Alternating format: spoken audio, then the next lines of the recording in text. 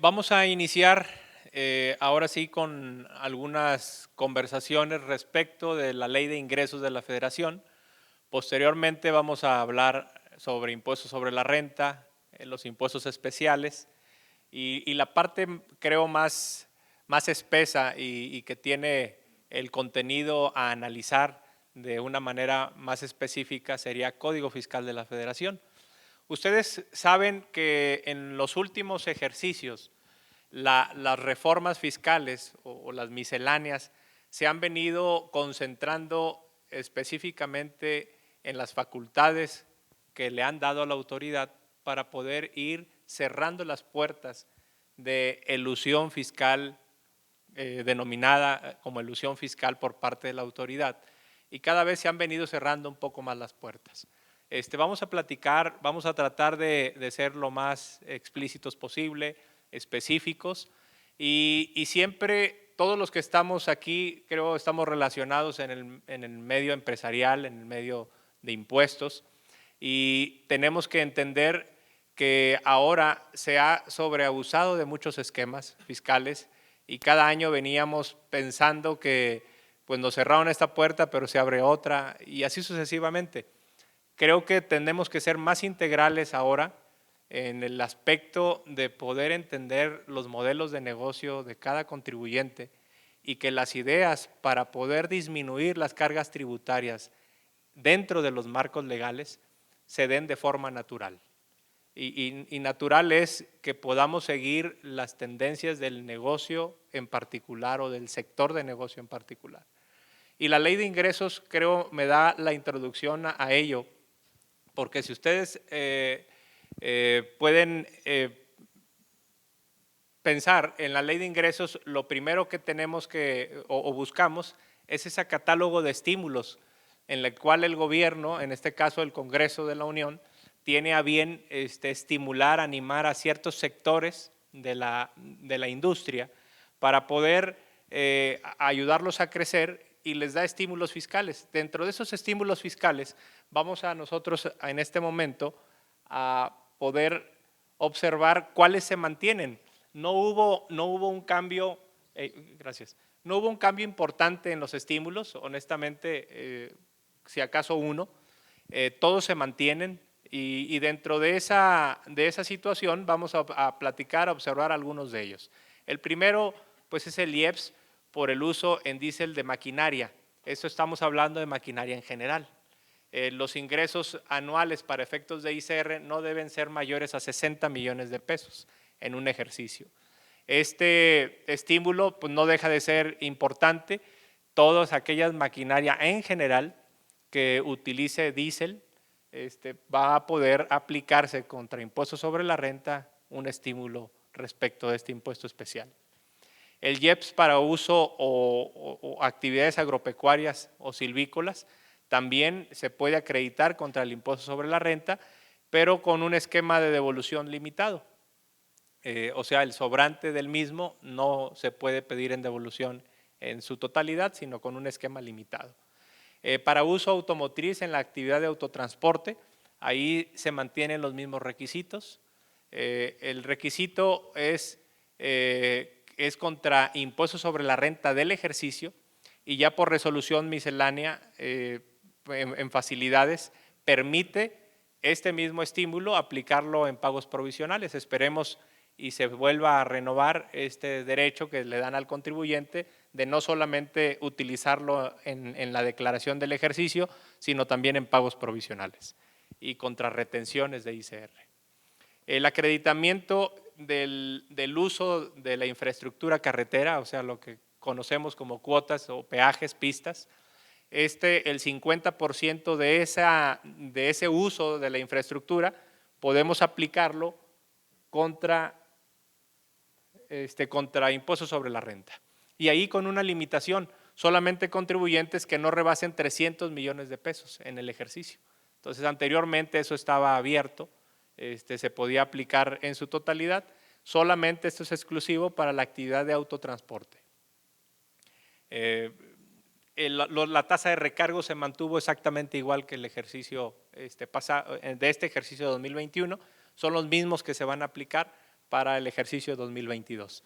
El siguiente es respecto de lo que se mantiene. Hablábamos algo importante. Llegó hace 1 o 2 ejercicios atrás, la aplicación de esos estímulos no se acumulaban para efectos de impuesto sobre la renta, solamente el de pistas, pero lo que tenía que ver con el diésel, el consumo del diésel, el IEPS contenido en el consumo del diésel, no se acumulaba y ahora es específico, hay que acumularlos para efecto de impuesto sobre la renta.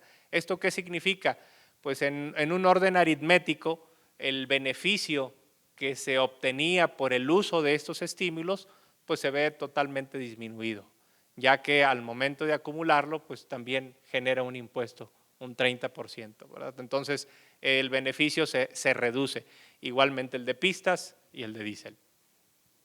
Platicábamos acerca de la aplicación a pagos provisionales, esperemos y se pueda renovar ese derecho al contribuyente. Y los estímulos de IVA y EPS para personas físicas, aquellos que optaron por tributar en el RIF actual, pues van a ser eliminados por la desaparición de este régimen. La tasa de retención para efectos de intereses bancarios y bursátiles, la de este ejercicio 2021 fue de 0.97%, para el ejercicio 2022 será de 0.08%. Muy bien, en ley de ingresos realmente son los cambios más relevantes, más bien es platicar que se mantuvieron los estímulos, incluir el hecho de la acumulación de los estímulos, que eso impacta en la tasa tributaria, y dejar solamente como punto importante o tema a ustedes analizar como asesores o contadores de cualquier contribuyente, es que dentro de esos estímulos habría que revisar, a veces damos por sentado muchas cosas, pero en esos estímulos hay algunos estímulos que pueden darse de forma natural y si no, de alguna manera provocados por alguna línea de negocio en el cual podamos utilizar. Y ustedes pueden revisar, es como un catálogo y decir, bueno, no me aplica, no, no. Pudiera ser, ¿verdad? Dentro de los proyectos que vienen para el siguiente ejercicio, aquí puedo utilizar. Y esto de alguna manera, cuando pensamos en planeación fiscal o en alternativas fiscales, quisiéramos buscar siempre una idea sumamente creativa y entre más complicada a lo mejor pudiera ser mejor y a veces no lo es así. A veces la forma natural que me genera un estímulo de este tipo ayuda de manera muy, muy importante. Si simplemente ustedes podrán observar de estos estímulos que comentamos el impacto que puede tener en un régimen o en una actividad específica. Entonces, esto es lo que se mantuvo de la ley de ingresos. En la ley del impuesto sobre la renta también no son cambios muy importantes, hay algunos muy específicos que vamos a platicar de aquí en forma conjunta del panel y ver la parte jurídica, que es la que tiene mayor peso y mayor contenido al respecto. En impuesto sobre la renta, platicar un poco acerca de la determinación de la fluctuación cambiaria, pues se homologa lo que es la pérdida con la ganancia cambiaria en su cálculo. Ese es el único detalle. El artículo 8º, en su 6º párrafo, hablaba solamente de lo que era la pérdida cambiaria y ahora en el 2022 integran el concepto de ganancia, ¿verdad? Para homologar los mismos cálculos. Perdón. Determinación de la fluctuación cambiaria, como les comentaba, se homologa el concepto. Aquí está el artículo. Como pueden observar, en el 2021 solamente hablaba de la pérdida cambiaria y en el 2022 ya integran la ganancia y la pérdida cambiaria para el mismo cálculo. Aquí, José Ángel, nada más complementando esta presentación, dentro del cambio en la disposición como tal, sí, efectivamente se hace referencia a la inclusión en la ganancia cambiaria que no podrá ser menor ni exceder respectivamente a la que resultaría de considerar el tipo de cambio que existe para solventar obligaciones en moneda extranjera del diario oficial. Y la redacción resulta un poco interesante, ya que hace referencia al momento en el que se perciba la ganancia o sufra la pérdida. Entonces, es de suma importancia determinar cuándo se considera percibida la ganancia o la pérdida. Tenemos criterios que es hasta la ganancia realizada o la fluctuación realizada al momento del cobro, por ejemplo, de un documento en moneda extranjera, Sin embargo, dentro de la exposición de motivos, ahí sí es muy claro que esto se refiere a la fluctuación devengada. Entonces, en ese momento es cuando debemos considerar nosotros realizada o que se percibe tanto la ganancia como la pérdida. Entonces, aquí es, insisto, es de suma importancia que no nos vayamos a confundir, porque es muy común que normalmente aquellas entidades que tienen operaciones con moneda extranjera llevan a cabo el registro contable con su tipo de cambio corporativo. Y ahí no le hacemos mucho caso a lo que es ganancia o pérdida, puesto que hasta el momento en el que llevamos a cabo la realización o el cobro de esos documentos es donde efectivamente consideramos el efecto fiscal. Y aquí pareciera ser que esto ya no es factible. Entonces sí es una situación que debemos analizar en qué momento se consideran percibida el impacto fiscal en la fluctuación cambiaria. Sí, gracias por la precisión. Efectivamente. El siguiente tema tiene que ver con lo que es los créditos respaldados y aquí va a ser interesante, también pueda participar Omar, respecto de este tema. Los créditos respaldados, pues ustedes saben, se han sobreutilizado en los esquemas fiscales entre partes relacionadas con la finalidad, pues de alguna manera, de equilibrar las bases fiscales.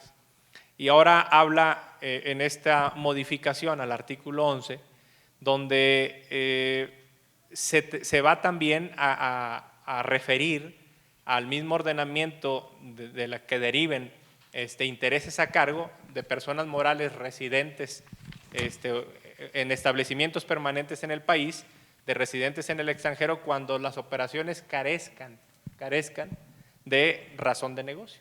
Y ahí en esta parte pues es donde tenemos que tener muy claro lo que estábamos conversando en un momento, que una operación, un crédito respaldado, pues debemos ahora sí poner demasiada atención en lo que es la razón de negocio, ¿verdad?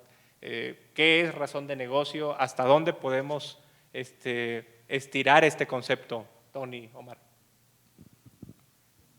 ¿Qué tal? Buenos días. En particular, la tendencia de fiscalización y sobre todo en normatividad en materia fiscal, pues está tomando un giro de globalización, ¿no? Lo vemos desde las reglas de precios de transferencia, todas las recomendaciones de la OCDE en materia de precios de transferencia, pues se busca efectivamente pues, impedir prácticas elusivas, ¿no? Entonces, en este contexto, la autoridad, pues, desde hace un tiempo con el artículo 5A, lo veníamos viendo desde reforma anterior, pues precisamente introduce este concepto. Sin embargo, pues el concepto es muy peligroso porque nos dice tú tienes que ver hacia atrás y hacia adelante. Entonces pareciera que la razón de negocios pues se va a validar si tuviste éxito o no en un negocio, ¿no? Pero es pues entendible que no todos los negocios van a salir siempre, ¿verdad? Entonces, ¿cuál es la manera en que nosotros tenemos que instrumentar las operaciones? Pues desde una realidad económica en el momento en que se están planeando, pero pensando en cómo van a terminar y saber que si el resultado del negocio puede ser desfavorable, tenemos que documentar el por qué esa situación desfavorable fue ajena o fue no planeada por parte del contribuyente en particular. Y esto pues sobre todo va a tener que hacerse con elementos de prueba tangibles, ¿no? Algo que se le pueda mostrar a la autoridad fiscal y algo que se pueda llevar ante los tribunales para poder defender una eventual determinación de que el beneficio económico razonablemente esperado pues iba en el sentido de la operación y que si sucedió algo fue por el contexto económico, por alguna situación como el impacto de la pandemia, por otras cosas, ¿no? Pero sí instrumentar muy bien este expediente de defensa. Y adicional a esto, que lo vamos a ver un poquito ya en las disposiciones de código, cuando hablamos de la documentación de este tipo de razón de negocios, tenemos que ir dándole como que un check a todas las preguntas de la autoridad y con los documentos que la autoridad quiere, ¿no? Y esto va desde tener contratos con fecha cierta, tener registros contables con conceptos que atiendan específicamente a lo que se está registrando. ¿Para qué? Para que la autoridad, en el momento que los valide, pues pueda decir desde atrás venía la operación en el mismo sentido que terminó y la situación desfavorable o el eventual beneficio económico que se tuvo, pues no fue desproporcional o no fue razonable, como ellos es como lo califican.